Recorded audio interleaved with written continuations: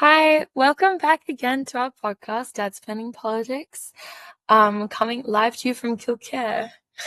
Hi, Freddie. It's a nice hot day today. Summer has arrived in Sydney. Yeah, I don't know about you. I'm not sure if it's nice to me. It's about 40 degrees or something like this, is it not? It's really hot. Yeah, it's a bit insane. We've been hiding inside all day, but that's all right. More time to talk about politics with you guys, so it's great. I think first we have to talk about the ceasefire with Hezbollah, with Lebanon and Israel. What do you have to say about that? Well, I think it's a positive step. I'm trying to choose my words carefully. It's a positive step. I mean, any ceasefire, I think, is a great thing. Hopefully, there can be some sort of lasting peace. I think the idea is that Hezbollah will move north in Lebanon, and the Lebanese army will control the south. So that will give some security sense to Israel, the north of Israel. And so hopefully that can be a long-lasting scenario there. Clearly, Hezbollah was very damaged from the attacks from Israel, and so they've decided that's the only way forward for them. So I think it's a good thing because hopefully it will reduce further casualties. Yeah, I mean, I think Biden has been saying that as well, that it was designed to be a hopefully permanent ceasefire. And I suppose that moving the Lebanese army south is also a form of deterrence, right? Showing their strength in case Israel was to invade yet again, on the reasoning of wanting to destroy Hezbollah and continue its destruction. And I mean, it's good for all the people who live there, all those innocent civilians. You got to take the wins that you get. There's not many of them these days. So got to be grateful that Biden has done something lasting that will hopefully speak to the president that he was. Although I think there's a lot of other things people will remember once he's out of office. But he should feel good about achieving that, and then hopefully he can still help Ukraine over the last few months of his presidency. Yeah, hopefully. Yeah, but the only worry, which is still a major worry that I have with this, is the reason why Israel have said they agreed to a ceasefire is just because they want to focus more on Gaza. And we all know what Israel focusing on Gaza means. So that's quite frightening. And I think the world has to buckle down on that and really try and find some solutions. Remember, Trump said he wanted it concluded before he takes office. So that's in February. Yeah, that's true. Before he takes office? Before he takes office, yes. Okay. He wants the Gaza situation concluded. Oh, all right then. So, I mean, now that Trump said that, they're just going to fix it all up. They've just been waiting on his word, apparently. God, the arrogance of some people is insane. He's not even in power yet. He can't even make an impact. Doesn't he want to be the guy who changes the world forever and stops the war, he likes to call it? Yeah, but let's see. It'll be very interesting to see what happens on that front. Yeah, going forward. No, it will be.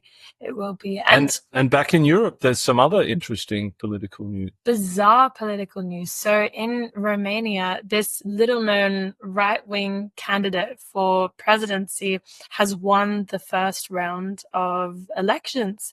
And EU lawmakers are all shocked because they virtually never heard of him. He was not in the polls as a competitive candidate, and then suddenly he won his first election. So there's another election to be held on December 8th. And before that happens, major EU lawmakers are calling for the CEO of TikTok, who I'm sure doesn't even know what's going on. Like, he knows that his social media platform obviously has been used in this campaign, and there could have been foreign interference of some kind. But I think that as a social media platform, you can go in and use it to such extreme lengths, even without getting the people in charge to be on your side and also put their own efforts towards it. Do you know what I mean? Like, you can use TikTok in a propaganda-like way and in a very convincing way, even without getting the CEO of TikTok on your side. But I think that the thing that the EU lawmakers are concerned about, there's hundreds of thousands of artificial accounts generated on TikTok, and the CEO should be responsible for that. They should be responsible for ensuring that the accounts are legitimate and not AI bots from Russia, for example, Yeah, that's generating true. TikTok accounts, because this is what, Russia has a whole team focused on destabilizing Western democracies. And so these platforms need to be held responsible for ensuring that each user is a legitimate user, for example, to avoid these AI bots generating content. And this is just going to get more and more as AI becomes more pervasive in the world. These platforms have a big responsibility. But my worry is how much of that is a legitimate argument? Just the fact that it's a fake account? But what if it was under a real name, a legitimate account, and it was being sponsored by Russia, let's say? Can that be, can, I mean, is that illegal? Like, is that not a, No, it's not illegal, but at least it reduces the scalability of it, right? If you need an individual, a real individual of each account, it's much harder to scale this, right? If you can generate 100,000 artificial accounts and get that message out, that's very easy to do using AI. But if you need each of those 100,000 to be real people, it's much harder to scale it. but it's just terrifying though, because it's getting to the point where I don't think you can distinguish between AI and humans. So you won't be able to stop people from doing exactly this, and it will probably become mainstream.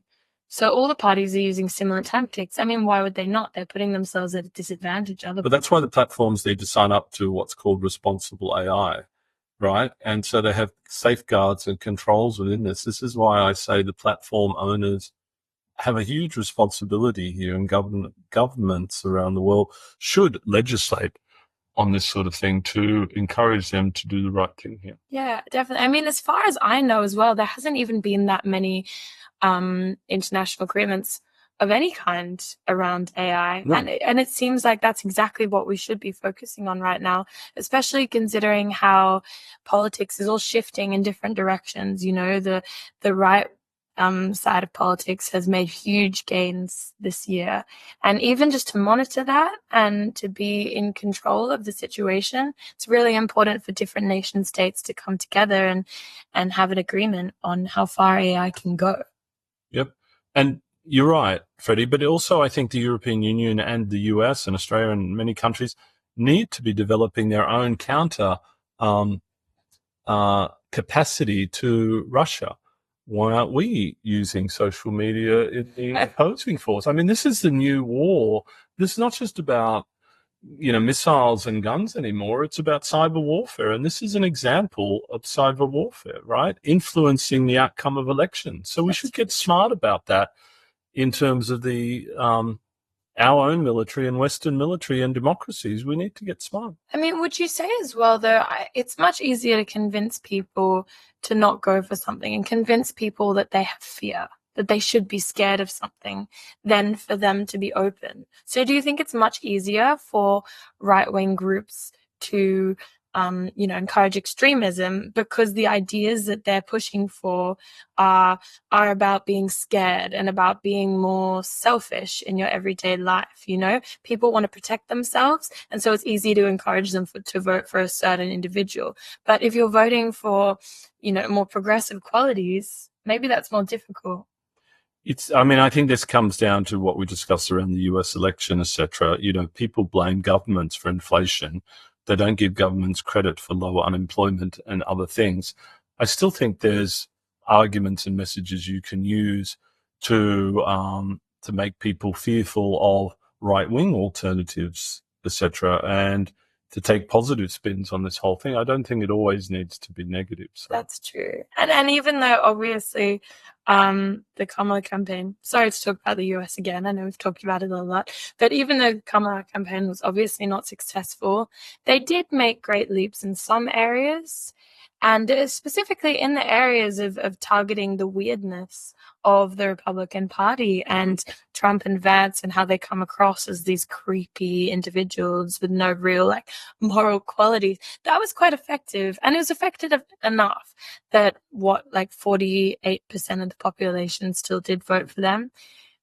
They lost, darling. I know they lost. I know that it wasn't they that lost. effective. But I think that in a world where America would never vote for a woman and would probably never vote for a Southeast Asian Black woman, then it's incredible that she even got that much of the vote. I don't think she was ever going to win. Okay. Well, let's talk about another very famous woman as well. We discussed this on the car on the way up yesterday. Angela Merkel's latest memoir is out. And that was interesting hearing about that. Someone was asking her, does she have any regrets? And she said, no, I don't have any regrets. That's always her line. But that'll be an interesting memoir to read. We have to read that, Freddie. Yeah, definitely. And it's just, again, talking about the whole EU politics and the position of the US and of Russia in that area. Did you also hear about the Georgian Dream Party? The ramifications of that are still going on. The Russia-backed Dream Party is now in office in Georgia. Okay. So when you put that together with the influence Russia could have in Romania, if this guy does win the real election, that's two countries now aligned to Russia that in the past were much more supportive of the EU and membership in the EU. I mean, Romania, of course, is a member of. Yeah, exactly. So it really shows a shift to the right through the whole of the eastern side of Europe. Yes, and it's going to be very interesting with the sort of hobbled leadership of Europe, apart from Keir Starmer. There's an election in Germany next year. Macron is incredibly weakened. It's as the president of France. Yeah. So that's going to be fascinating. So let's move closer to home, Freddie. Lots of talk last week of the Australian Parliament this week as it closes for the summer recess, so lots of activity happening. And considering we don't know when the election is going to be, it could be very soon. What is your guess? I'm thinking probably early March. What are you thinking on that? I'm thinking late March, before the Australian school holidays. They generally don't do elections during school holidays. Interesting. Because I don't think the Labor government wants to have another budget before the election, because we are going to be having deficits in the budget going forward. That's unavoidable, not through bad economic management, just because of the changes in circumstances of commodity prices, et cetera, and tax revenue. So that's going to be fascinating. We'll obviously talk a lot about the Australian election once that gets called. But the Labor government had a win this week because their housing reform package finally got supported by the Greens. After a lot of nitpicking, I would say, politicking. Yeah, well, the Greens have a habit of doing that, calling out bills and new propositions for the small things, for not going too far. That's what they do. They always want to go a little bit further, and so they stop really meaningful policies from getting put through. And then they finally realized in this case that they're really supporting Dutton. If they don't support it, yeah. Yeah. And the interesting thing, Max Chandler-Mather has done a good job for the Greens, but they did not do well in the Queensland elections, and I think the Greens are a little worried about the backlash of the society and community against them as well. Now, I think they've done a good job of representing the interests of renters, people who don't own their home, because, they're really suffering in this environment with increasing rents, etc., and inflation. Rent increases are a big part of inflation.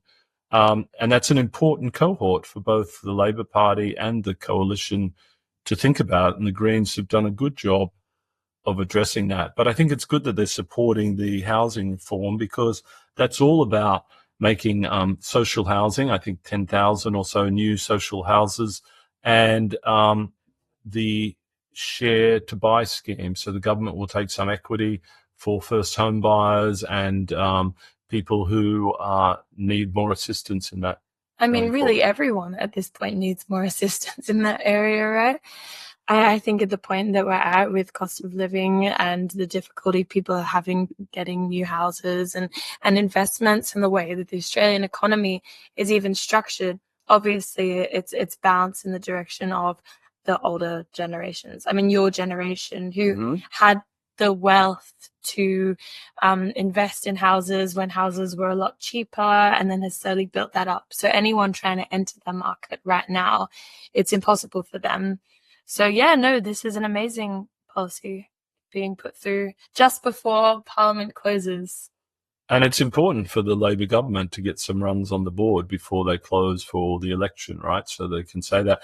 I mean, generally, I think they've done a good job. If you think about, we don't have sanctions or tariffs from China anymore. That's worth something like $21 billion to the economy every year. It's very significant. They've stabilized our relationships with all the Pacific Islands and that area, and China's not making as many inroads there. There's been some good labor market reform.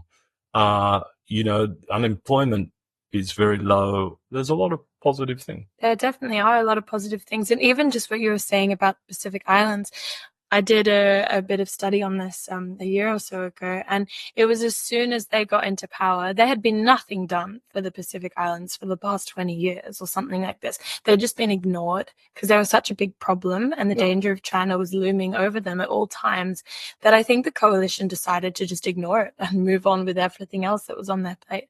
But as soon as Penny Wong was in, she was every few days going off to a new place and developing relationships and really spending time with them and asking what they needed. And I think that had an incredible impact. And she gained a lot of respect, I think, from China, which is what led to potentially to a decrease of tariffs, right? Because she showed them that Australia wasn't to be messed with. You couldn't ignore them on that front. Yeah, and she did it in a hardworking, respectful way and not using gaff, like the former government did. But the election is going to be super interesting because, as I said to you, if Peter Dutton says to the Australian people, do you feel better off now than you did 4 years ago?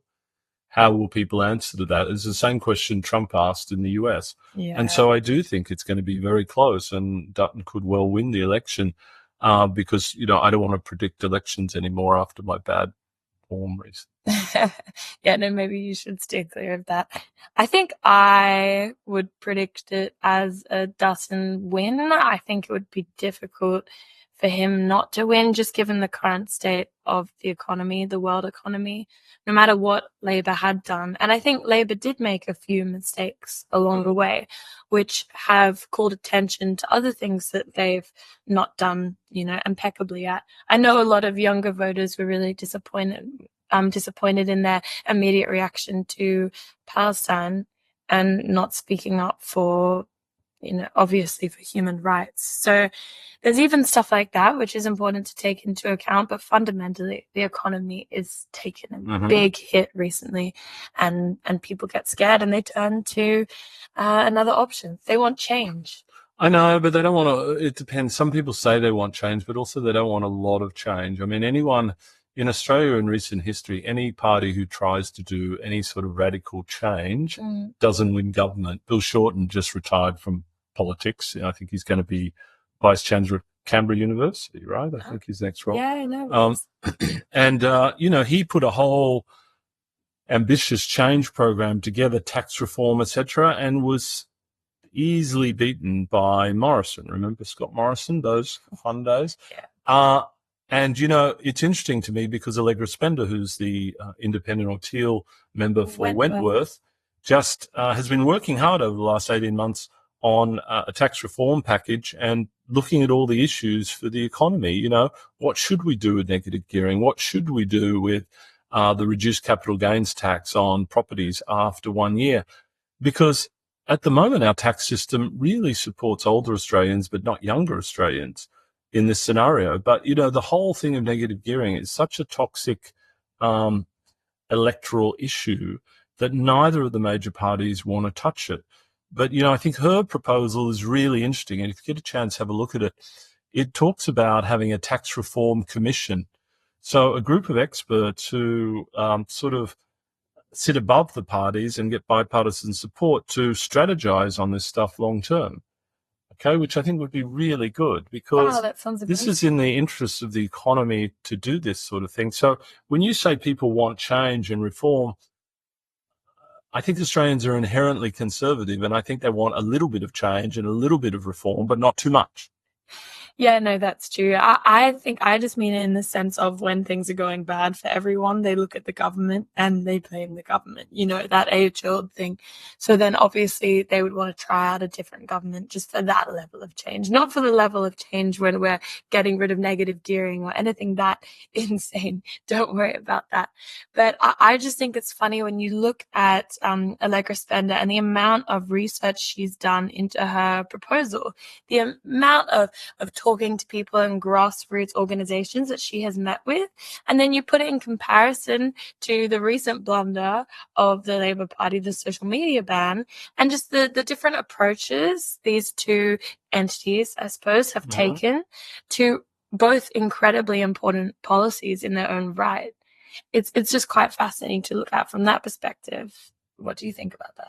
Oh, look, I agree. I think she's done an incredible job over 18 months. And often in mainstream politics, we get thought bubbles, etc., and policies without a lot of detail. And I think you'll see that with the social media ban over coming months and years. People will be shocked that the detail has not been done. And I think it will become quite a mess going forward. Speaking on that, I was reading this fantastic Annabelle Crabb article, which also is excellent to check out. It was again just talking about the insanity of this social media ban and comparing it to the 30 minutes you should wait before you go in the pool after Christmas lunch. The age-old saying, kids, like, don't get in the pool for 30 minutes, something will happen to you.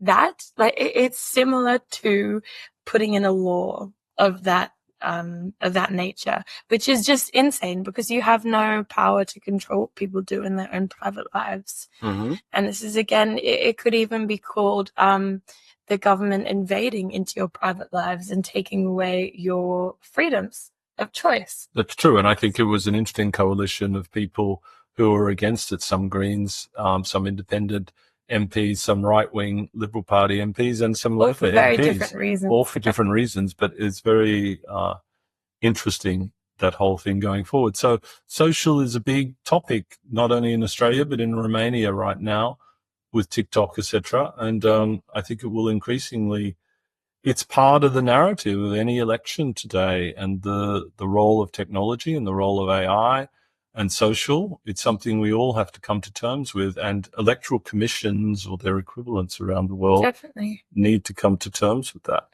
And even the fact that there are massive voting populations aging into being able to vote. Like my age, for example, people a few years younger than me, we've grown up using phones, using social media. So we all have unique perspectives on that situation and are easily influenced by social media. So that is going to play an ever-growing part in elections going into the future.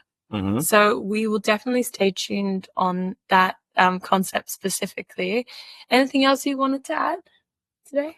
No, I think that's good, Freddie. And to our listeners, we'd love you to review our podcast, send us ideas you'd like for future episodes. And thank you for following us. We are enjoying ourselves, and we are thinking of topics for upcoming sessions. We'll do weekly podcasts, and we're now on Apple Podcasts as well as Spotify.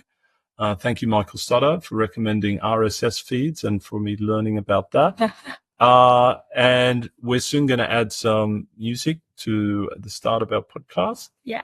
And just a little bit of sparkle to make it more interesting. Exactly. And we will speak to you in a week's time. And in the meantime, stay healthy and happy and enjoy this summer weather in Australia. Bye, guys. Bye.